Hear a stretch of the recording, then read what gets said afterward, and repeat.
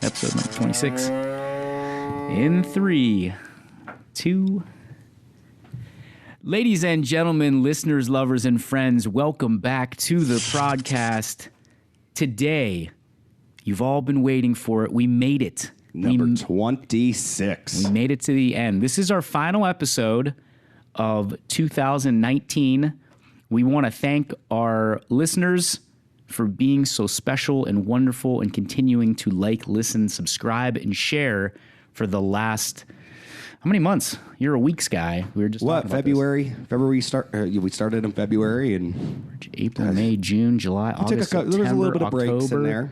November, 10 months for 26 episodes. That's like 2.6 episodes. So you think the listeners, now a part of your spill is listeners, lovers, and friends. Let's thank our lovers, our wives out there who look at you. You know what I mean? Yeah. They're just always great. That let us do this. Yeah, exactly.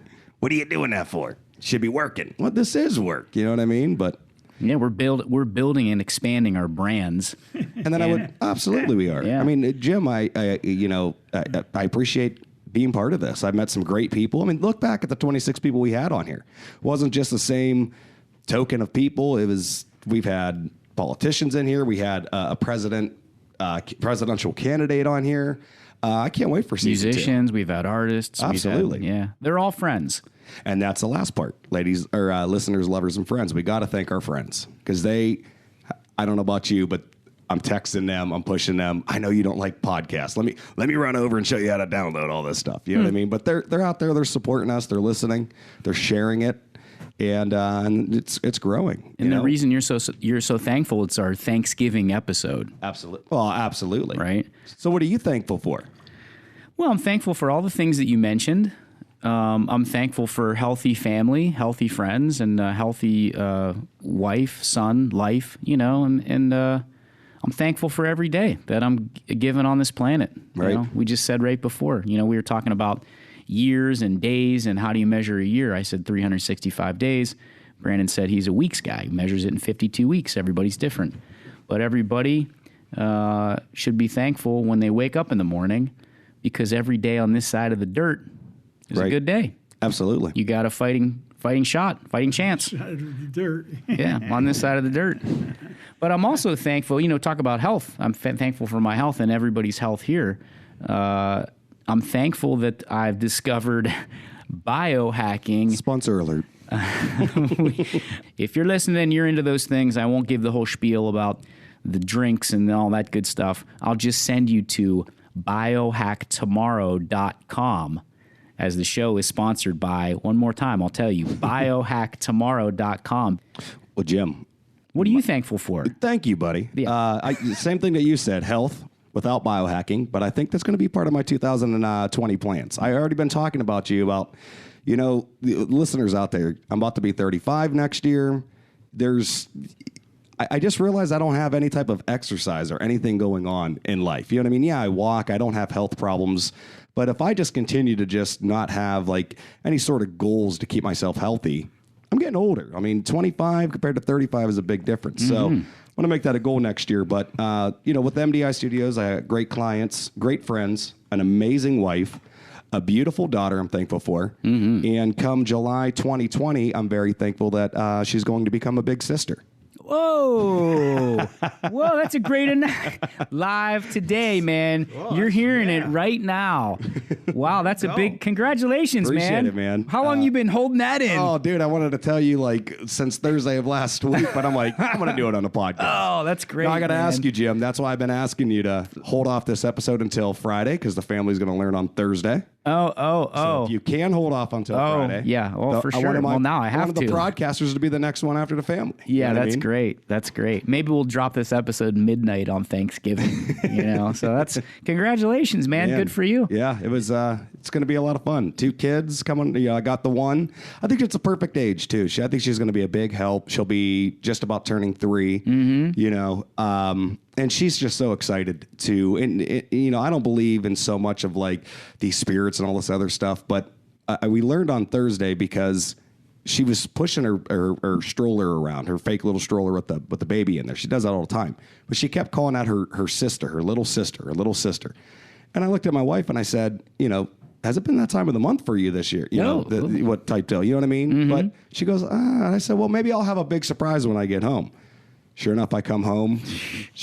My daughter's got a shirt on that says Big Sister July 2020. Man. And it's amazing, man. Yeah, you're blessed, bro. That's fantastic. That. Yeah, congratulations. Yeah, good for you, man. Good for you. Well, we'll have to celebrate over at Modern Methods. Oh, look at that. Sponsor alert. Yeah. You just serve that up and he just knocks out. I actually, so our guests, we have we have 2 guests. We have a dual episode guest. I'm trying to make that work. It didn't really work. But yesterday, for the very first time, I brought one of our guests over to Modern Methods Brewery. So obviously, we're going to release this after your Thanksgiving dinner. But if you're going out Friday, Saturday, the weekend, you're getting ready for the Browns-Steelers game, dirty Steelers, okay? Go and help yourself to some Modern Methods Brewery. Modern Methods is a brewery on Dave Grohl Alley in downtown Warren, Ohio, owned and operated by Adam Keck and his amazing team, and they've got some Kexmas Ale that they are actually releasing. And by the time you're hearing this podcast, it will be out there and available. And you should definitely head out there. They're going to bottle and can some Kexmas Ale. We actually picked up some Darlene yesterday. Yeah. We picked up some Percolator, which is a Darlene mixed with, I want to say, a Honduran or Ecuadorian coffee. I can't remember where the coffee's from. It's got a little coffee taste to it, but it's not a stout where you would think, it looks like a lager. It's a golden color beer. Okay. Really good. And we're all drinking coffee, so it has like a hint of coffee on the finish. It's really good. But he'll have Kexmas Ale coming out. So if you are in the vicinity, in the Northeast Ohio area, and you're traveling and you hear this, go and check out Modern Methods Brewery. Pick yourself up some Kexmas Ale. I doubt it will last very long. Right. Because, so it's a limited run, obviously. It's a limited run. It's for holiday. It's kind of like, everybody has a seasonal beer, right. Oktoberfest or whatever, and instead of Christmas Ale, they call it Kexmas Ale. That's pretty cool. Yeah, after Adam Keck, the owner-operator. So, Modern Methods Brewery, and I'm going to run right into our guests today. So that means it's time to get electrified. Oh, buddy. It is time to get electrified. He wants to work that in. It's going to be a fun one today, too. Well, this is an interesting one. So, my flesh and blood. Right. My father, Jim Fogarty, and my uncle, Mike Fogarty. Welcome to the podcast. Oh, thank you. Thank you very much. Yeah, in unison. That's what to say. That was did you guys practice actually that the two whole people time? talking. That wasn't one. What did you think of the Kexmas Ale? We got a preview yesterday, Dad. You were at the brewery. What'd you think? I thought it was very delicious. It was this young man that's Adam was a very social individual, and the beer was excellent. And of course, coming from Irish heritage, we do like our beer. We like our beer. We like our beer. There's other things we like too. Yes. Yeah. But Christmas, it was a good experience. The guy's got a nice little shop over there. Obviously, he wants to expand. He's been in business for a year and a half now. You mentioned. Yep. So, I wish him well. And we took out some 4-packs yesterday. Like I mentioned, the Percolator and the other one. So, Uncle Mike, maybe we'll sample some beers on Thanksgiving dinner. That's good. Yeah. Yeah.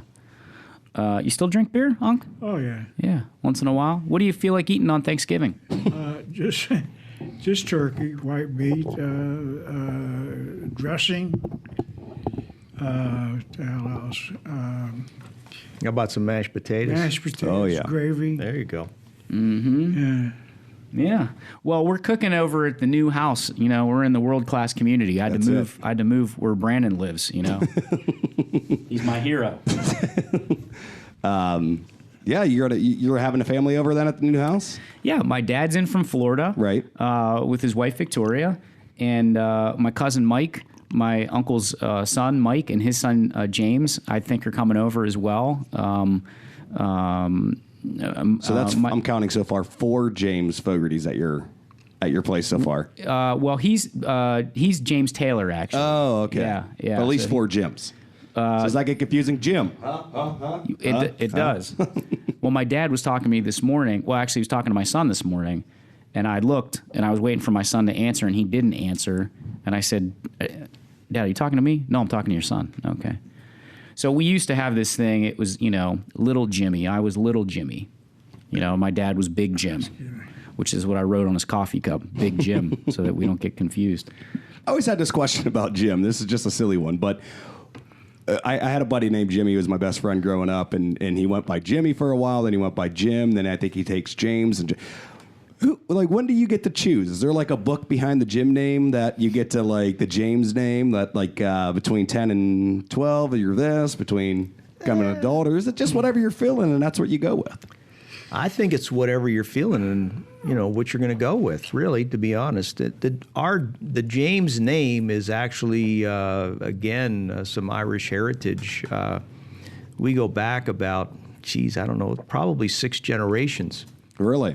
Yeah, of Jim, and of course, Michael is another name that's an Irish name, and so my great grandfather, who was James, or we call him Jim. Okay. Who obviously none of us knew, came from Ireland in about probably 1850. Okay. Okay, and so at that time, 1859, I think it was the time of the famine. Okay. And so they landed in New Jersey. Okay. Actually in New York. And they stayed in New Jersey for a couple of years, and then they moved to Maryland. So moved to Cumberland? Cumberland, Maryland, yeah. Cumberland, Maryland, yeah. How did you guys make it over to the Warren area? When did that start? Well, they were laborers, and so basically when you went to Cumberland, I'm assuming some of the family worked for the B&O Railroad. Oh, okay. And so Cumberland was, as they call it, the Cumberland Gap, was the way west back in the 1800s, okay? So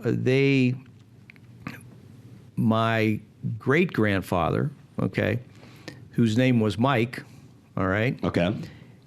He took and went to McKeesport, Pennsylvania, to the Pittsburgh area, and started working in the steel mills. So they started working in the steel mills. Okay. And then my grandfather, Jim, went... James Martin, yes. Okay. He went to this area. Actually, I think they landed in Newton Falls for a couple of years, and then went to Niles. And my father, who was Jim also, grew up in Niles, Ohio. So, yeah, it's... And then but yourself, then you graduated from Niles area as well? Or I graduated from JFK. Okay. Are you an Eagle? Are you an Eagle? Yeah, I'm an Eagle. Now, my Uncle Mike's a Dragon. Oh, okay. Yeah, he graduated from Niles. All right. He played for the late, great Tony Mason. Yeah. Right? Yeah. And who went on to coach at Alabama? No, he coached at Cincinnati. But he coached at Michigan also, Michigan. didn't he? Yeah, Michigan, then Cincinnati. Okay. Assistant coach in Michigan, then he went to Cincinnati as head coach. Mm-hmm. And then Arizona. So then, Jim, how long did you live in the Warren area? Yeah. This is going to get confusing. Co-host is, did you live in Warren then your whole life, or were you in the Niles area? Me? Yeah. Well, I lived in Warren. I grew up on Kenilworth. Okay. I think maybe we mentioned that in another episode. My mom and dad got married, and they had an apartment, and then they moved. And I'm telling your history, but then they moved to Kenilworth. I was born 450 Kenilworth. I grew up across the street from the late Woodland Market. There used to be Woodland Market on the corner of Woodland and Kenilworth, and so I grew up there. My parents divorced when I was about in kindergarten, and then my dad moved back to Niles. Okay. And I kind of grew up both places. I was a week, during the week, I was with, my mom in Warren, growing up in Warren, and then I'd go on the weekend and I'd run the streets in Niles, Ohio. and that's where I hung out with my Uncle Mike, which was great because I had influence from both sides of the family. Of course, my Uncle Frank Castellano was on, several episodes ago. He's a guitarist and a vocalist, and he plays other instruments as well. But my Uncle Mike was a sax player. And so how did you get into sax, Unc? I wanted to have myself, man. Really, I listened to music all my life, and I was very influenced by the musicians in Niles, and yeah, I'm having trouble swallowing. Yeah, that coffee's hot. Yeah, it is. It's good coffee. Thanks. Very good. No, I started out playing. I actually started playing the flute.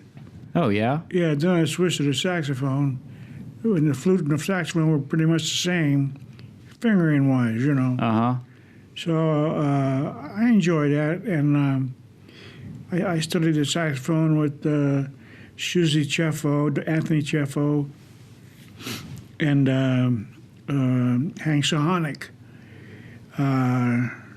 In Niles, and there was a lot of great nightlife at that time too. There was a lot of great musicians at that time. Great saxophonists in that area that I got to know, and got to play with a late date for them. You know what I mean? Right. And they passed on all the wisdom. Yeah. Well, did we have, so for Brandon's edification and education, we come from, like my dad said, laborers and whatnot, but my grandfather, my Uncle Mike and my father's father, my grandfather, owned a bar. Well, my great grandfather, Scarnecchia, had a bar called the Belvedere. And later on, my grandfather and grandmother Gloria, their parents, bought the bar, the Belvedere. Right. Did the Belvedere have a lot of live music back in the day? Yeah, it did. It was a roadhouse. Yeah. It was a roadhouse. They had musicians come through there. There was a small bandstand, and they had a piano there. And they used that bandstand for the musicians that would come in, to play. And there's a dance floor, there's a big dance floor there, and booths and tables, and there was a bar there, and of course. Because Irishmen like their beer. Oh yeah, right. Yeah, and. So that was back in the '60s. Okay, when my parents took it over, and so they actually bought the business, but the family owned the property. Okay. Yeah, Grandpa Skodaki owned the property. Yeah. And the property, just for everyone's listenership. Yeah, it was on 422. Yeah. It was very close to the Eastwood Mall. It's whatever used to be Standard Oil gas station, BP. Yeah. I don't know. There's a car wash there now. Right. Next to Burger King. Exactly. That's next to Burger King. Yep. Yeah. Right next to that corner. Oh, that's a highlight. Yeah. Okay. Yeah. Right in that area. It was a hot town, bro. It was a hot time. I'll run into people and I'll say, when I was a kid, even now today, some of them are passing on, but their generation though. But I'd run into people that were, who'd be in their 90s today, right? And they'd say, "Oh, my grandfather used to be, oh, well, who are you? Oh, this is Jim Fogarty. Oh, are you?" There was a Jim Fogarty and Gloria that had the Belvedere. I mean, people, even now to this day, I'll still run into people. I met my wife there. That's awesome. I had my first beer there. Your grandfather gave me the first beer. Right.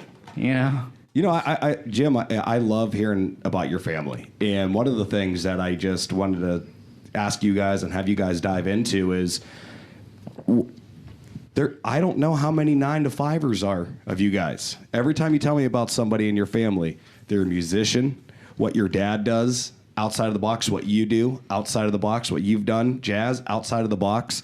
When did that kind of start? Almost you guys are so unique with your jobs and you run with them and you're hard workers. Every single one of them, you fight for what you need to do. You bust your tail, nothing's given to you. But when did that has that just been going on for generation? Go ahead and do what you got to do. Well, let me preface this too, because we all know we're in the know here, but those for her listening, my father's a pilot, and he's actually, this is a kind of a cool relationship. Obviously he's my dad. But we've worked together and client, we did a commercial for his flight school, Fogarty Flying. If you go to fogartyflying.com, so he transitioned to Florida 12 years ago, Dad, roughly 13 years ago. Yeah, about 12, 13 years ago. And so he's been teaching flying. Go ahead and tell us about the... Well, Brandon, you talk about the 9-to-5. Well, I worked at Delphi. Okay. For 36 years. Started obviously very young. And I got into skilled trades, but I was always into flying. Aviation. From when I was a kid. My uncle, my mom's brother, was a pilot. He actually was one of the first air traffic controllers at Washington National, it used to be called. It's Reagan now. So he was an air traffic controller there, as I said, one of the first. So as kids, we would go over to my grandparents' house for Sunday dinners. And just like I came to town to see my son, my uncle's name was Palmer. He would come to town and they would visit, and we would be sitting down, at the dinner, and they would be talking about him flying in. He had a little, what was called a Swift, and so he would talk about aviation. That was an exciting time. And then, of course,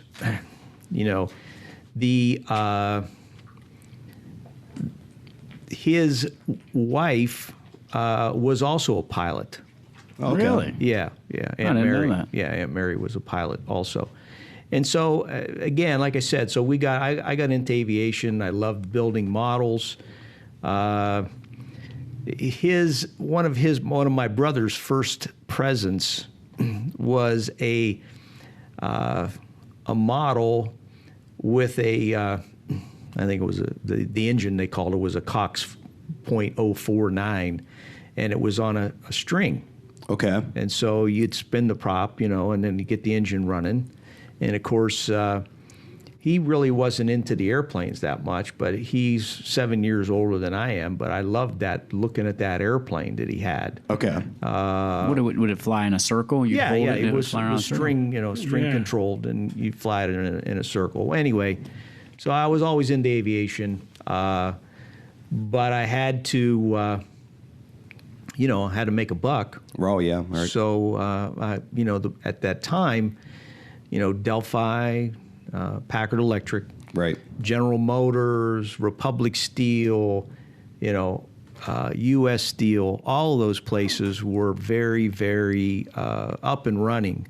It's sad to say now they're all gone, including that GM. Yes, exactly. Crazy. They're all gone, but I started flying when I was a kid. I used to take my bike. Now, you said a kid a couple times. You got your pilot's license when you were I got my pilot's license when I was 17. 17. Wow. Yeah. Okay. And you started flight instructing? I started flight instructing when I was 26. Okay. Yeah, it was 1976. So that dates me. Right. Okay. I was 1 year old. So I grew up around aviation my whole life. Right. I spent countless hours, not as many as him, but countless hours at the airport. Right. Chasing rabbits while he was up flying, and I'd stay in the office, or I'd go up and I'd fly with him, with his students and whatnot. So my dad always was, you mentioned hard worker, which is, he always had dual things going on. Okay. He went to his 9 to 5 or sometimes afternoon terms at Packer Electric, which then later became Delphi. And I don't know exactly, he can tell you. He ended up retiring as a tool and die maker, all right, injection molds and things of that nature. But he was always flying too. So he was flight instructing from the time I was a kid. And they had a couple of planes and a flying club, Jed Flying, which was out in the T hangars at Youngstown Airport. Okay. And so we spent a lot of time out there. But go ahead.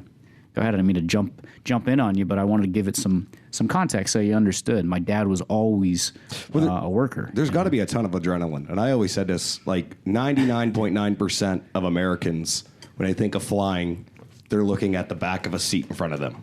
My whole life, I've been on planes, I'm looking at the back of a seat. What is that experience like that you're looking out windows to the sky? You know what I mean? You're looking straight forward. Like that just has to, like, talk about like the adrenaline rush, what your feelings are. Why do you know? Well, it's really hard to say, Brandon, because I don't want to say that I've been doing it so long, okay, that it's still exciting, okay, but it's also work. When people come to learn to fly now, for whatever reason, some people they find it as a challenge. Okay, they're excited about it. They have some expendable income now, and so something that they always wanted to do. And so they'll come to, in this case, Marco Island, and which is where Fogarty Flying's at. Exactly, and we'll give them lessons. And then the other thing is that the industry has kind of obviously gone through some peaks, right, and some valleys, just like every other industry. Back during the 50s. The airlines guys had come out of World War II. There were a lot of pilots, and they were looking for jobs, but they were also looking for work. And so they left, their flying during the war, and some of them became pilots, and they started, and actually they transitioned, and it was a very, very, you could be in a good position, okay, going through the airlines. And like all corporations, there's been issues with, bankruptcies in all the airlines. Right. Chapter 11s and refinancing. And but they ended up starting out, and it was a booming industry, and it was a growing industry. And, of course, now it's growing again. The problem is as you said, people don't that rush. However it became for myself as a kid, kind of simmered down for a lot of people. Okay. And they, kids today they have the video games and so on and so forth. And so aviation kind of drifted away. Plus, it's very costly to get a license. So right now, though, the airlines are hiring. It's a booming industry. Becoming a pilot is the way to go for young people today. He's promoting. He's over here promoting becoming a pilot. But I want to say this, too, though, because let me jump in just real quick. It's a skill set that you have to be disciplined to do, because it's not like driving a car where if I don't want to do this, you can pull over. You can't just pull over off to the side in the sky, and you have I don't want to blow smoke here. My dad is very, very focused and very conscious about being safe. He's been doing it for 40, 50 plus years. He's 69. Yeah, 69. Jesus Christ, he's getting old there. He's getting up there. Okay, so he's been doing it for 52 years, flying, but not the instructing since he was 26. He still goes through the checklists. Right. Okay, this is something. He's done probably, I don't know, a million, but thousands, tens of thousands of times. He flies probably more now living in Florida, obviously because of the weather, than he did when he was up here in Ohio. But he was always flying, and he still goes through. We took my son up the last time we were down there, which was I think a year. Was we there a year ago? I can't remember when the hell we were in Florida. I know we went for Thanksgiving last year, but anyways, we took my son up, and he went through the checklist. Boom, boom, boom, boom. Something that he's done a million times. He's very, very detail oriented, and I don't know if today's people have that particular discipline, which is probably why a lot of times people get excited about it, and then they realize, not only do I have my life in my hand, I have to get the plane up and get it back down safely, but I have other people's lives in my hand too. I can't just pull off to the side of the road. So it's and that could be the rush. Well, yeah, then that's where I guess I was going back to is just take me through like the rush of what 99.8% of people don't get to experience. I'm terrified. I see a seat in front of me. That's my experience of an airplane. Your experience as a pilot, like explain that rush. So like what that we have to do finish. is we have to, when you come down to Tampa, you have to take about a 5-hour drive and come the rest of the way, and we'll give you a ride, give you your first lesson. Okay. So it's completely different than flying in the airlines. Now, I will say this, as an 8-year-old kid, I went with my mother and my aunt to Fort Lauderdale, Florida, along with my sister. And we went out of Cleveland, Ohio, and we took a nonstop flight on what's called a Constellation. It was TWA, and it was a reciprocating engine. It was before jets. This is back, I was 8 years old, 8 years old, so this is 58, 57. They're still around. The 60s, early 60s is when 59, they started with the jets, and the airline started the industry with jets, while reciprocating engines went the way of the wind to a certain degree. So it was unbelievable as a kid. So I tell this story. So we're going down to Florida, and of course they call them flight attendants now, but they used to call them stewardesses. And so the stewardess would come to the kids and say, well, listen, would you like to go up to the cockpit of the airplane? That would never happen nowadays. Well, exactly. This was still happening when I was a kid too. So, yeah. So you would be able to, they left the door of the cockpit a lot of times open. Now we have the safety door and all the, the locking mechanisms, and we can't let anybody up front and so on and so forth. But so they walked me up there, and there were thousands of dials. It was at night. So there was a red glowing light, and it was almost like, like your mood lighting here that you have, right?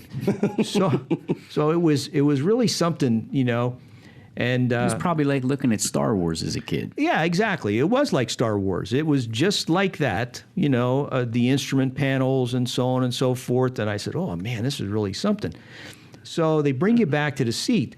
But in the engines themselves, these big old radials, they're blowing, the exhaust is coming out of them. They're coming out with like flames. You could see the flames coming out of them. Oh. So it's like a breathing dragon here. You're flying in a dragon. This thing, it's just amazing. Right. So we ended up taking and getting she brings me back to the seat. The stewardess brings me back to the seat, and she says, oh, would you like to be a pilot? I said, sure. So they gave me a set of wings. Oh, man. It was deluxe. I thought, oh, geez, this is unbelievable. So years later, I'm sitting talking with my sister. And I've told this story a few times now, but I was sitting with my sister, and I said, do you remember when we went to Florida? Oh, yeah. And she goes, I'm still mad at you, Jim. I said, you're mad at me for what? She goes, because you got wings and I didn't. Okay? Because they, at that time, it wasn't a woman's position or a job. They were the stewardess. They worked in the back of the airplane. It was not even thought of. Today, you got women that are flying combat missions. Right. So that's how aviation has obviously changed through the years. But it was a great experience, you know, and so that got me started too, thinking as a kid again with my brother with the J3 Cub, and so I had this burning desire. And I've thought about this a lot of times. What was the reason? You know, how I got into it. I just loved it. I used to go from when I was a kid. I'd ride my bike in Niles, 12 years old. I'd ride from about where the mall is to the Youngstown Airport. I don't know how many miles that is. It was a lot calmer and slower back there. I'd take Niles Vienna Road. Right. And at the time, there were no fences at the airports. So, right. So Okay. you could walk right into the terminal building. You could see the airplanes, you know, and you know, there were signs, you know, stay away from the aircraft or whatever the case is. Mm-hmm. But guys would say, well, hey, you want to take a look at the airplane? Oh, well, sure. You know, so I'd go over there and look at it. And so that was the excitement for me. And so from when I started at 16, that was my dream to get a private pilot certificate. And that's what I did. I started out. I worked at, and of course, he worked there too, my son, at Nanacola Wholesale. Nanacolas. Nanacola Wholesale. Nanacolas. Yeah. Nanacolas. Sponsor alert. If they're even around, I don't know. I don't know where they're at. Yeah, they're Yeah, out there. yeah, they're out Salt there. Springs Road. Yeah. Oh, that's right. Shout out, Yeah. Mr. N Juice. So anyway, I Frank worked. Armin Charles. Yeah, I worked there, and I would be able to work a week and a half after school and Saturday, and we'd get a little extra hour, and I could take, after a week and a half, I could probably take a half hour to a 45-minute lesson. And so I started to do that, you know, and that's how I got So you didn't turn it in. You didn't turn your spare money into candy at that age. No, You no. turned it I into- had done that earlier when I peddled papers before that. Oh, I that's paper out. money. Yeah. So you're talking about excitement, okay?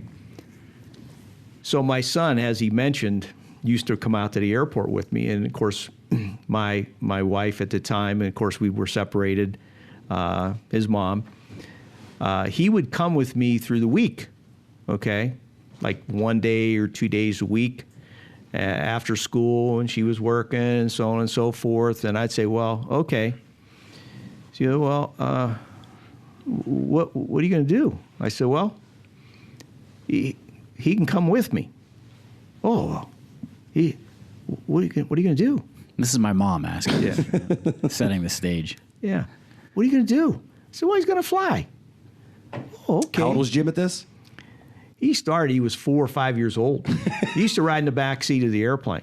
Okay, I would be working with, it wasn't primary students, but it would be instrument students where we weren't doing a lot of different maneuvers and things like that. But we were just flying a lot of straight and level and turns and descents and so on and so forth. So we ended up,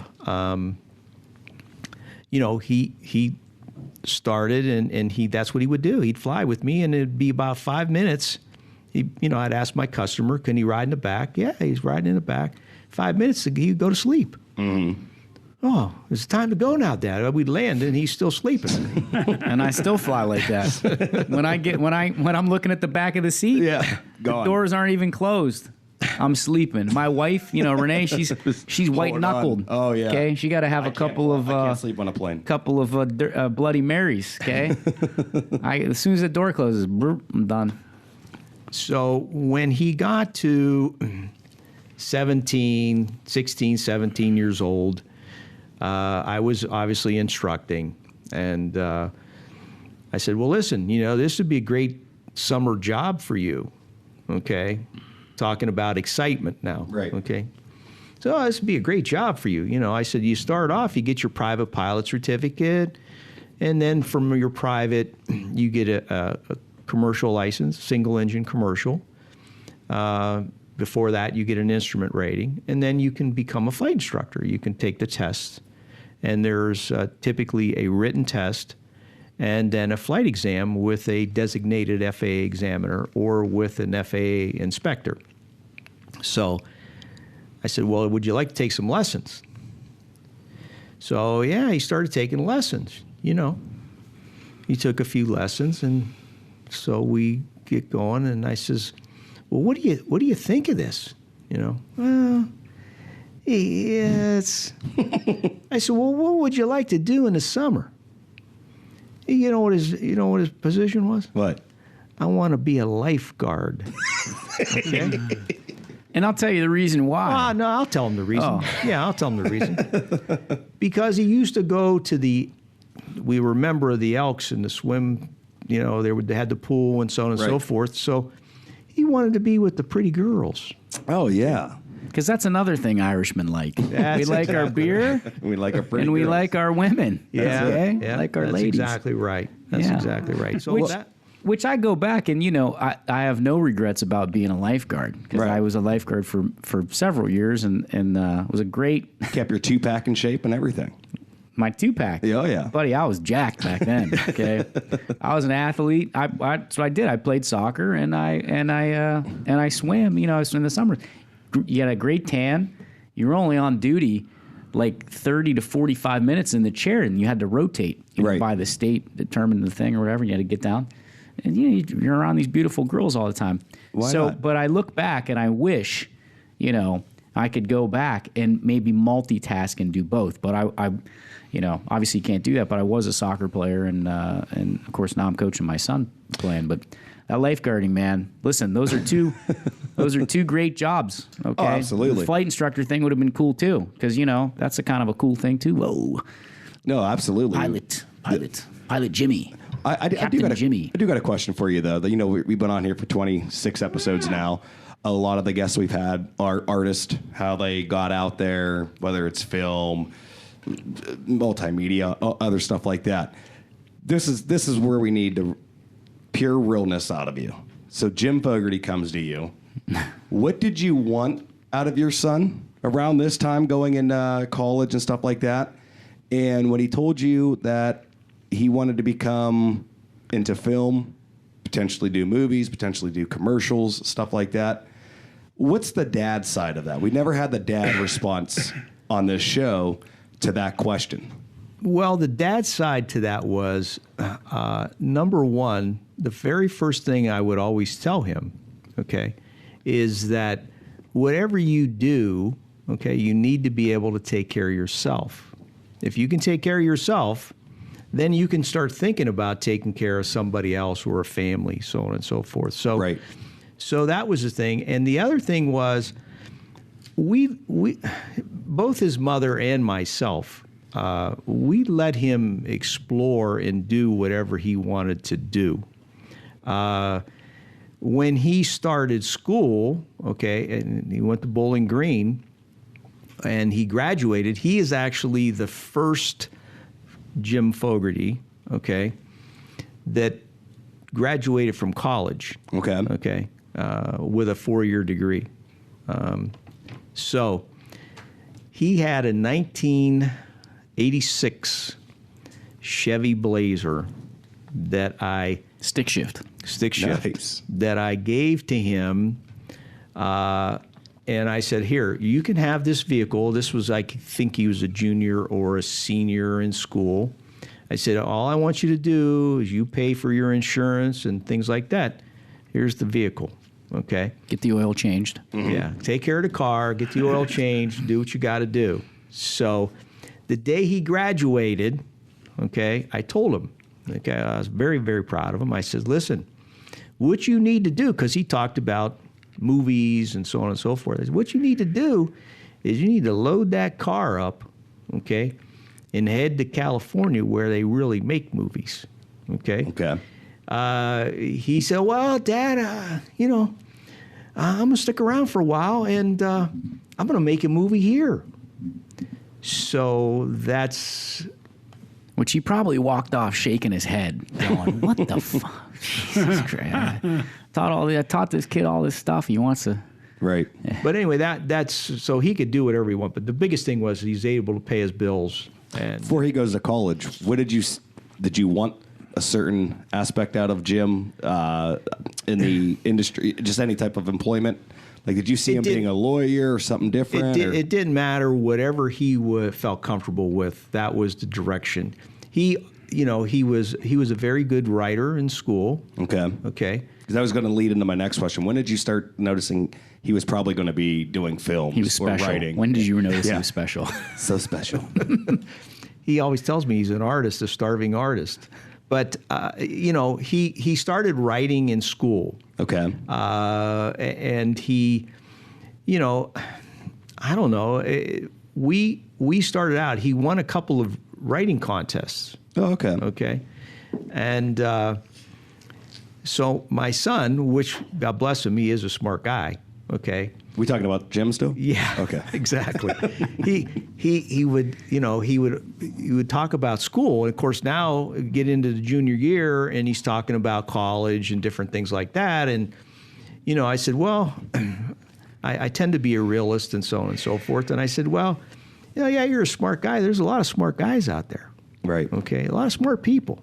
Okay. There's a lot of valedictorians, a lot of, what is it? Salutatorian. Yeah. So I was none of those things. By the way. but he told me he had a good grade point average, which he did. Right. It was comparable. So he was into that, and he says, I'm gonna win these scholarships. So here's what I told him. I said, listen, you're gonna go to a state school, okay? And when you go to the state school, I'm going to tell you this. I don't want to hear any BS about... He didn't say BS, though. Okay. Yeah. I don't want to hear any BS about this, school and how hard it is or so on and so forth. And, there's no problem with you joining a service. Sometimes people aren't really ready because he really didn't really know what he wanted to do. Mm-hmm. Okay? And, I said, well, you go to school, you take some core courses, and you'll get into it. And I think when he got into college, that's where he, probably saw some young ladies that were in the arts program. And he had just left the lifeguard position. I was still lifeguarding, actually. Yeah. Nice. Yeah. Okay. And so maybe that was his motivating, reason. But Actresses. Yeah. So So he tells you after college, he tells you he's going to make a movie. That sounds great, son. When he actually does it, how proud were you? Oh, I was very proud. Waxing Gibbous. Yeah, Waxing Gibbous. Okay. It was a good experience. Okay. For him, he did the thing around with the, Ohio Independent Film Festival? Yeah, we went to some film festivals. Yeah. Auspicious beginnings, Right. But the whole goal was... Make money. That's what I was about to say. Be able to take care of How yourself. much did you make off that movie? Yeah, well, he didn't make very much. That's what so now you're thinking... Yeah. I think I'm still in the hole on that movie.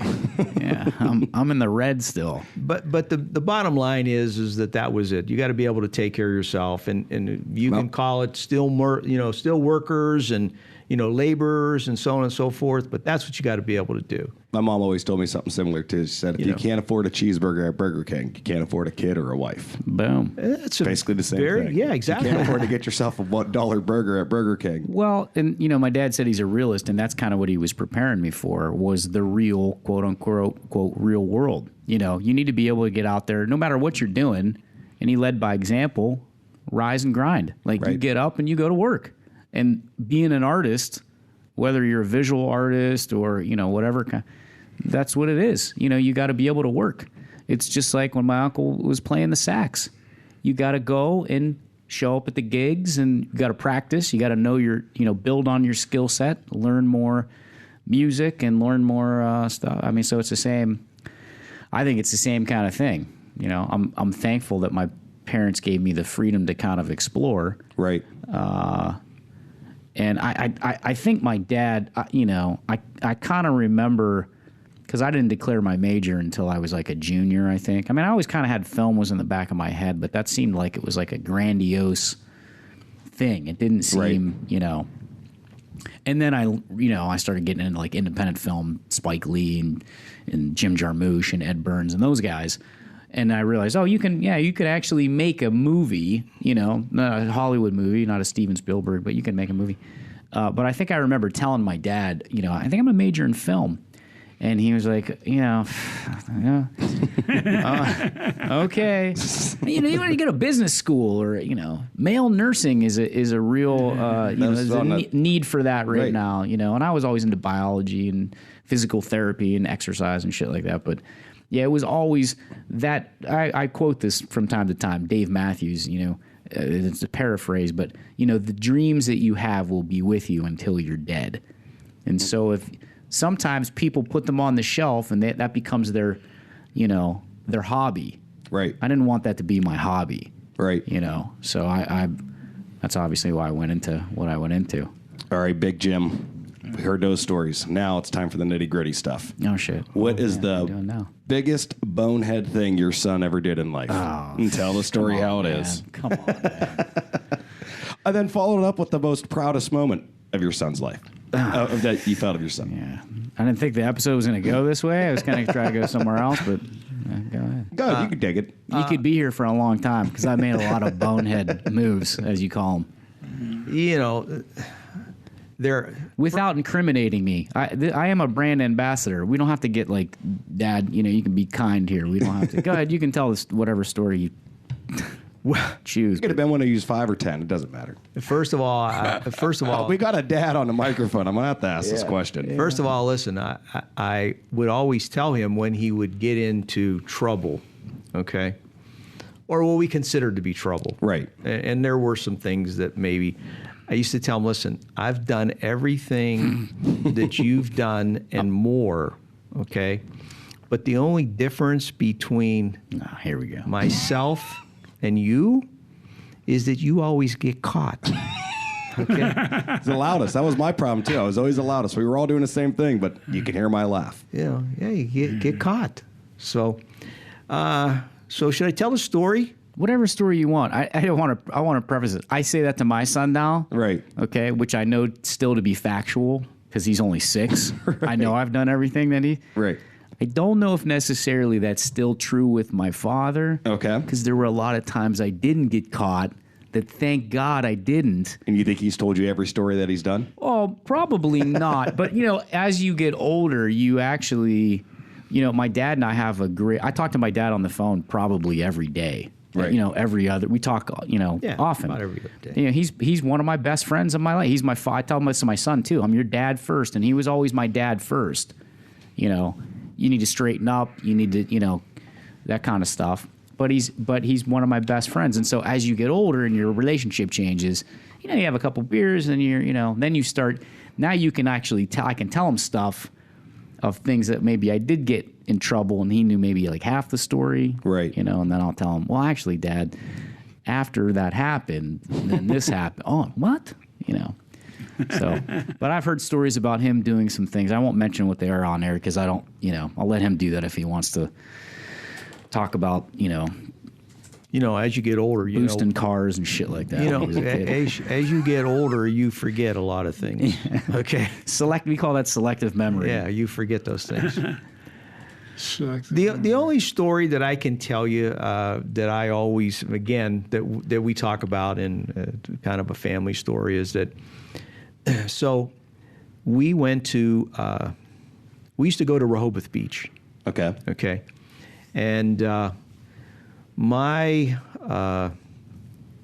girlfriend at the time, okay, has had a daughter, okay, and we are still very close. It's like my daughter, to be honest, at times.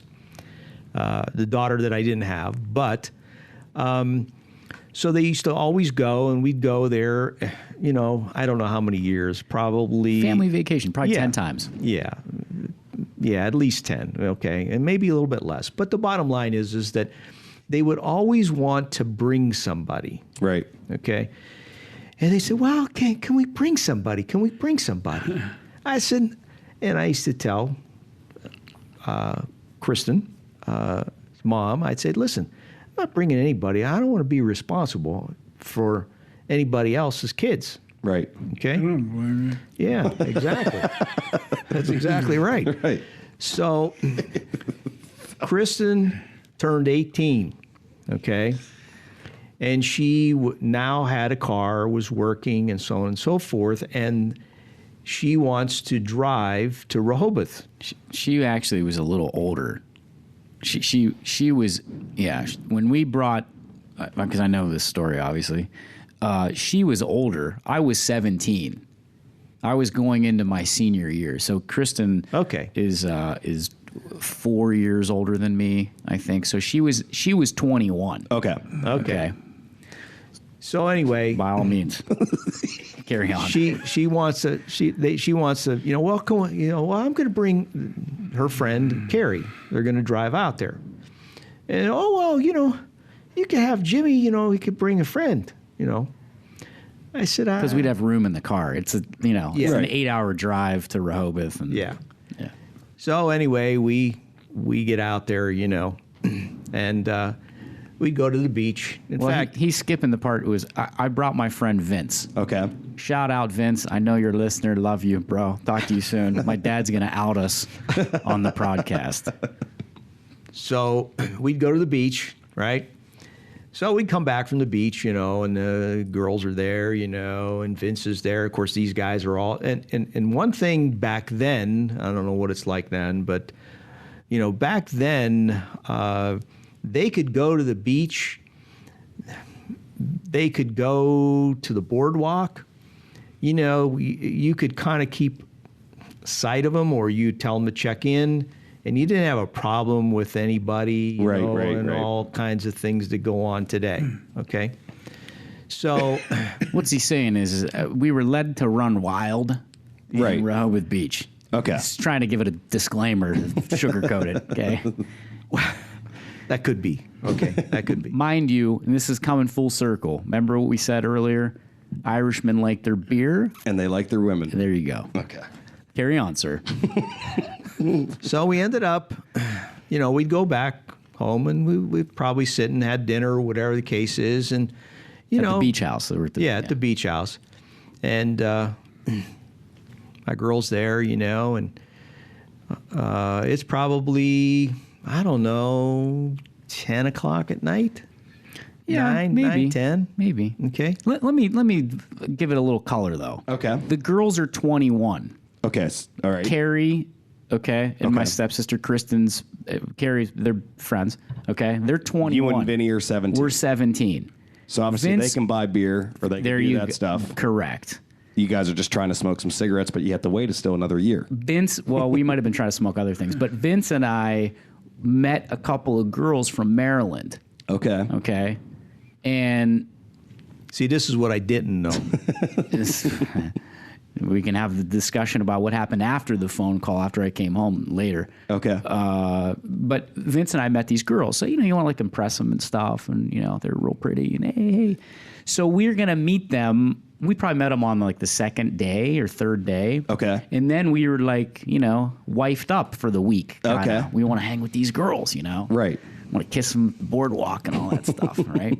And so under the boardwalk. That's where I get my singing voice from. And we wanted to hang with them. So my father, every night, we would go out, be home by, certain such a time. And he would jokingly say, as we would leave the house, don't call, don't go out, don't get arrested. Don't get arrested tonight. The last night we go out, this is what happens. Because an Irishman likes beer and they like women.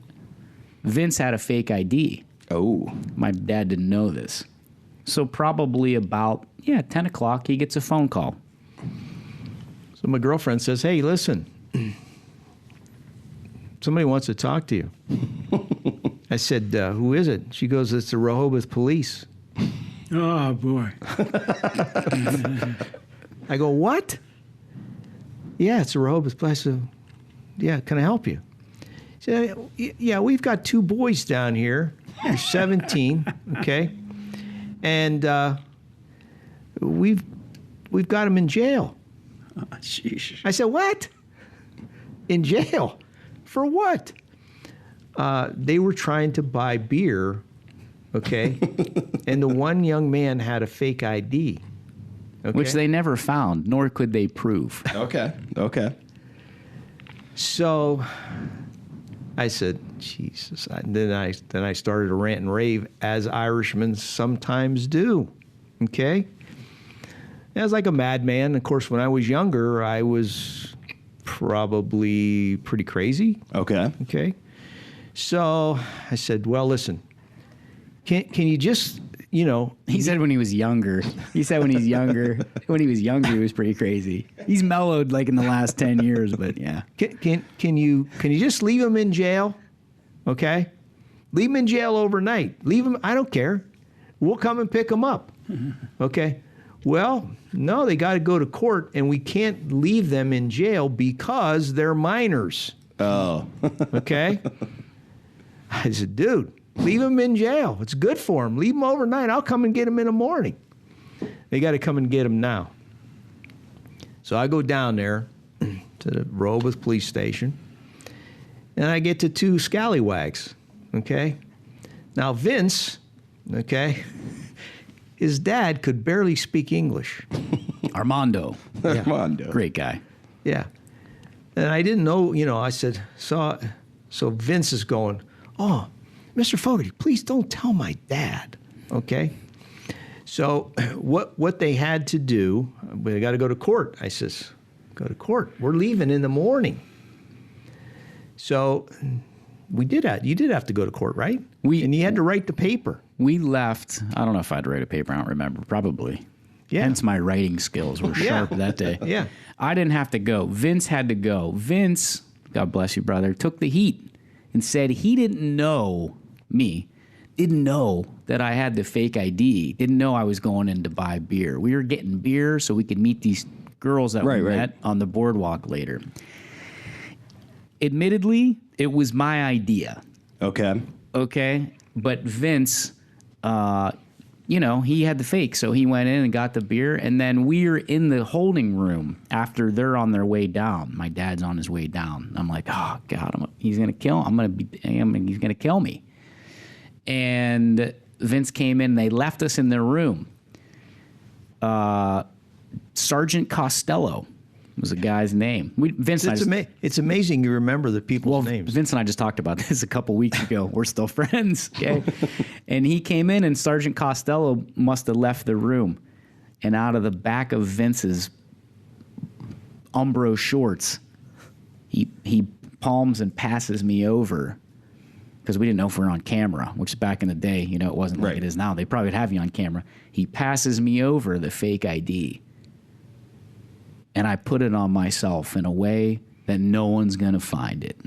Okay?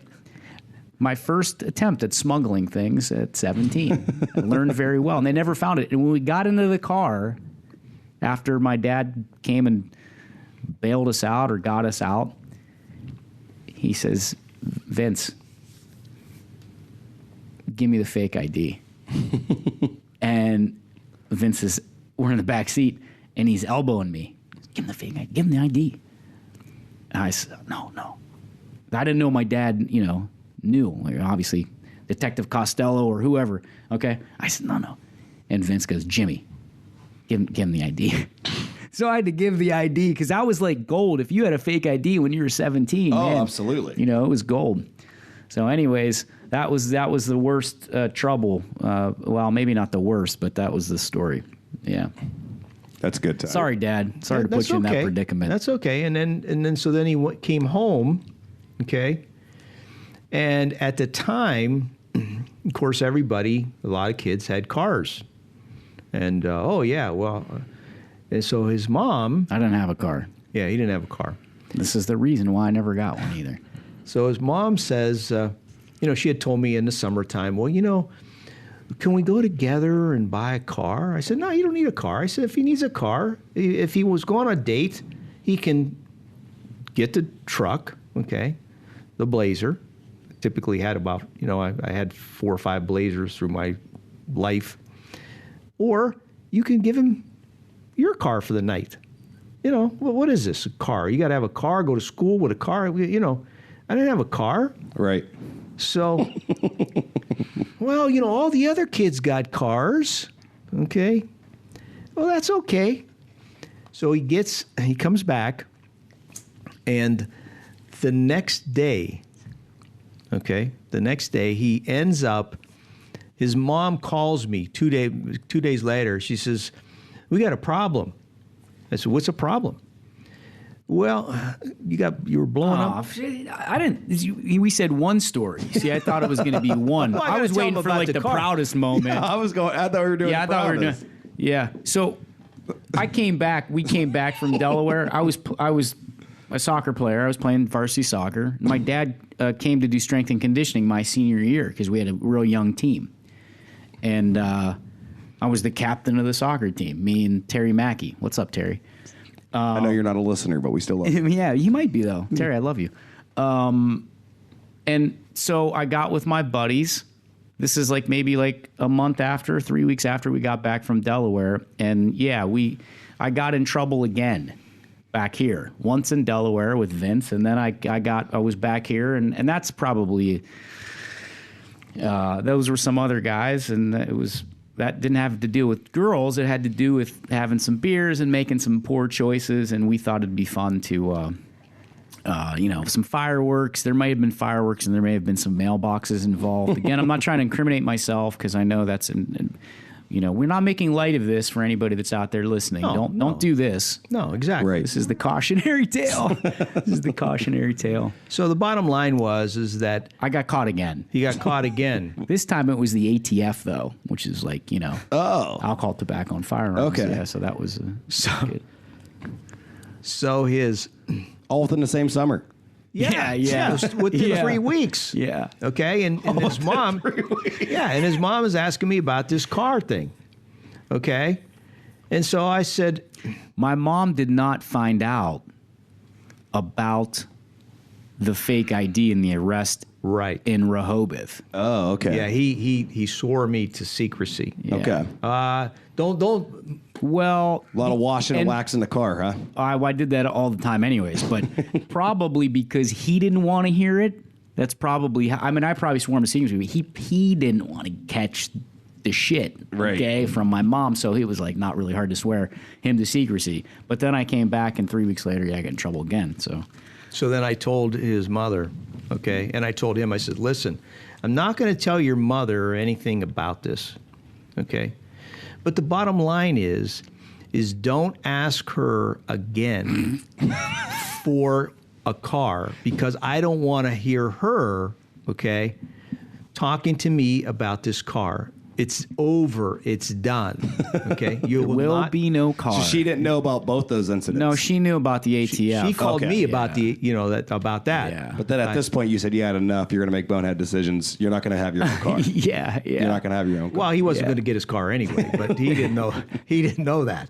Okay, I wasn't buying a could car. have had straight A's and not even had a drink Yeah. that summer. Right. Still weren't getting a car. Yeah, which is why I went the other way, okay? Because I knew I wasn't getting the thing anyways. What was the reward? Party it up, man. So Now your that was proudest that. moment. The proudest moment. There's been several. I've always been proud of my son. That's awesome. Okay, so number one of the proudest moments was when he was born. Right. Okay. Another. Didn't even accomplish anything. It's Yeah. just like, man, Yeah. that's your freebie. That's a pretty proud moment. And obviously, when he graduated from college, okay, that was a very proud moment also. Okay. So again, like I said, I've been proud of him. I mean, he's done, I believe, well for himself. Okay. Okay. And, he's, I don't want to say listen to his father, but because sometimes maybe he didn't. But the reality is that he's been able to take care of himself. He's, and doing his thing, So that's, I think we always need to be proud of, Right. Our families. And so I've been lucky. I've been very, very lucky. Well, I was lucky to have a good dad. I have a great dad and a great mom, and Great family. a great family. I've been surrounded by great male and female, but a lot of times, we talk about great Right. male role models. My father, who my son is named after, my uncle, who my son's middle name shares a middle name, my Uncle Mike, and my father-in-law, Mike Bastunas. Okay, great men. My grandfather, Jerry Castellano, my son, also named after him. My son's got a long name. So I was great. I had a wonderful and uncles and, on the other side too, but always very, very fortunate. And so, I was always proud to be my father's son. Still am, obviously awesome. still am. So, proud of my family. That's why they're here on the 26th Thanksgiving episode. 26 of the podcast, which I want to come full circle. We didn't get a chance really to talk to Uncle Mike that much, but I do want to bring this up because we talked about it earlier because it's fitting. They say, and it's very apropos. It's fitting because we used to drive, talk about the Blazer, 16 years old. I was 16 years old, and I was old enough to drive, and my dad, we pulled out of the driveway, and he was driving, and then the first stop for gas, which was down the street or whatever, because my mom was very cautious. I'm the only child. And he'd say, he's going to drive. It's 6.5 to 7 hours to Philly. My Aunt Jean, and Uncle Tom Wachowski, and my cousins, I'd go see my cousins, Sarah, Matt, and Kate. And these are the three guys that went, okay? Big Jim, Little Jim, and Uncle Mike. We'd get into the car. My uncle smoked Winston's, okay? And we'd get in the car, and he'd smoke. And my dad would get in the side seat. Okay. Well, first he drove, and then I got to be old enough to drive, and my mom would say, "Well, he's not going to drive, is he?" "Oh, no, he's fine." And my dad pulled over and said, "Hey, you better get some highway time. Jump in." And I drove the Pennsylvania Turnpike, through the mountains, and you're, stick shift, okay, right, grinding gears and shit when you're stopped in a traffic. And my dad would fall. I'll never forget this picture in my mind. My uncle's in the back seat. It's nighttime, okay, and we're listening to, I was an AC/DC fan, classic rock, AC/DC, Led Zeppelin. And my dad's sleeping, okay? And I'm driving nighttime, Pennsylvania Turnpike. Picture this in your mind, AC/DC, Back in Black. And I got that bitch cranked, man, okay? And my uncle's back there kind of, he's not in a hard rock, but, he's smoking his Winston, okay? We got the windows down, my dad's sleeping, and I'm just driving this thing, pedal to the floor, okay, like a proverbial bat out of hell to Wyncote, Pennsylvania, Philadelphia, Pennsylvania. And we would do that. We probably did that 10 times. And I we'd don't know go if it there. was 10 times, but we did it a few times. Yeah, that was my Thanksgiving. And so now I get to spend Thanksgiving with these guys again. You remember that, Unc? Yeah. Yeah. Yeah. What do you remember about it? Just the experience of it, it was too much. just flicking the Winstons. Smoking the Winston's. Yeah. Well, it's been it's great having you guys on today. Right. Well, we appreciate it. Well, I appreciate it. It was fun learning a little bit about Brandon. I'm sure it's a real eye opener for you. Oh, yeah. It was fun listening to Jimmy tell stories, man. He's a great storyteller. Well, he'll be telling stories all Thursday too. I know. Yeah. But we'll have to have you back on to tell stories about I like music. to, Yeah, because I want to hear, I told you this beforehand, Brandon. My uncle played in D.C. for a long time and actually played with Roberta Flack. And I didn't know who that was. Did you look her up? Absolutely, I did. But that was before the lifeguard talk and everything else. So. Yeah. We don't want to do a double episode, but my uncle played in the Bohemian Caverns in Washington, D.C. I wonder if that place is still open. I don't think. I think it's still there, but it's under a different name now. Were you talking? Were you talking to your son the other day and asking or telling him about the Bohemian Caverns?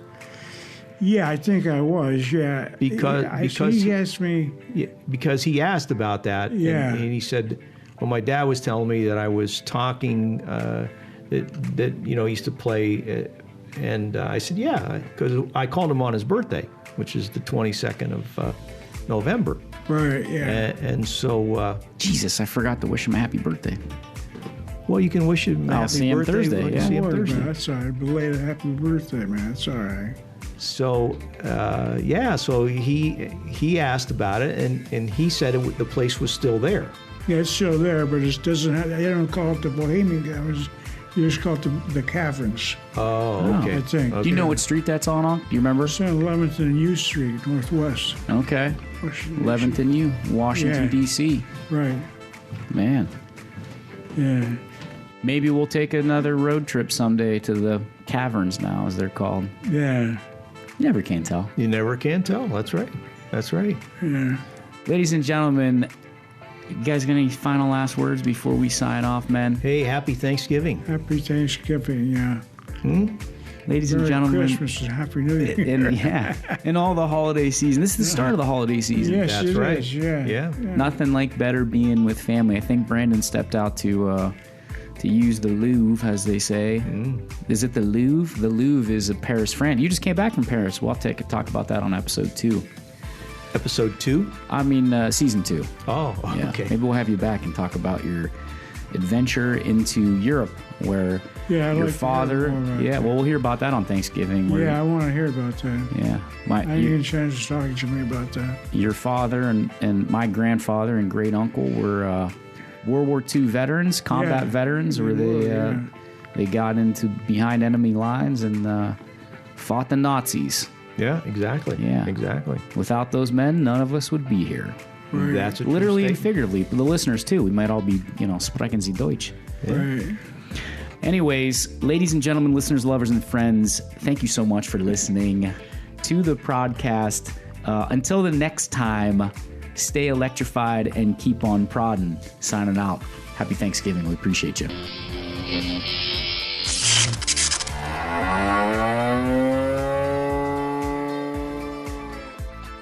Ladies and gentlemen, listeners, lovers, and friends, I want to thank you all again for listening on this Thanksgiving episode, our final of season 1, episode 26. Thanks for everyone that's listened in. I'm thankful for you all for, the sharing, the liking, the listening, and the subscribing, as I mentioned earlier. But I wanted to recap too and say to my dad and my Uncle Mike, we could have made that episode much, much longer. I had a really good time interviewing both those guys, and I want to have my uncle back. We didn't really get a chance. We kind of kidded off mic, off air, that my dad, my Uncle Mike was kind of kidding. He said, I didn't want to say anything. I said, we were kind of busting him. Hey, you're hogging the microphone over there, Captain Fogarty. But he really wasn't. He's just, my dad's interesting to listen to and has a great wealth of information, not only about flying and aviation and things of that nature, but just in general. And he brought up some good things that we could talk about in season 2. So here's a little preview for you if you're into jazz and you want to hear about another artist, another Fogarty artist. My Uncle Mike was a great saxophone player. We mentioned he played in D.C. at the Bohemian Caverns, as well as other places, but he had to choose at one point. Or maybe he didn't. I think he had to choose, though, between playing football, which he was a standout, both baseball and football player, but a standout football player at Niles McKinley, the Red Dragons, or playing in the band. And that's something that a lot of kids are kind of, you have to kind of choose that thing. Are you going to be an athlete? Are you going to be an artist? And those things are not always mutually exclusive, but sometimes they are made mutually exclusive. And those were different times, of course, back in the 60s. So, and I also wanted to say this, because I am a brand ambassador of Two Ticks and the Dog, and also of myself. But I think these are all true stories that we told today. But I think it's emblematic of anybody that's out there. Leo Connolly, I go back to Leo Connolly and him saying, or my Uncle Dave, and saying, because you did something wrong in your life, that isn't the thing that has to define you. Or maybe you did multiple things wrong in your life, and that doesn't have to be the thing that defines you. I had a couple run-ins when I was a kid. Didn't always make the best decisions, as my father so eloquently put, but that isn't the thing that has to define you.